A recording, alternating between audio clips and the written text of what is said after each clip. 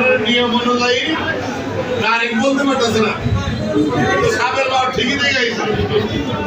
এখন সম্পর্কে আমাদের সম্পর্কে এবং দল সম্পর্কে তাতে আমার মনে হয় ওদের মাথা ঠিক নাই। ওরা কিন্তু বুদ্ধিমান, কারা নমিনেশন পাবো কারা পাবো না এটা কিন্তু ওরা ভালো করে জানে, কিন্তু ওদের সাথে যে পিছিয়ে ধাক্কা যারা দেয় এই জন্য এটা বাইরে। তবে ঘটনা ওইটা গেছে, এটা আমাদের কোনো সন্দেহ নাই।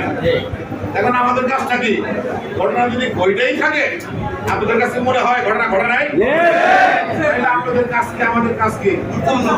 ওইটাই যদি থাকে আমাদের আপনাদের কাজ হইল মাঠ পর্যায়ে নাইলে দেওয়া।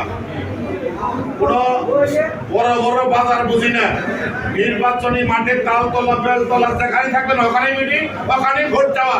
একটা মানুষ সামনে পাবেন ওখান থেকে তার কাছে ভোট চাওয়া শুরু করতে হবে।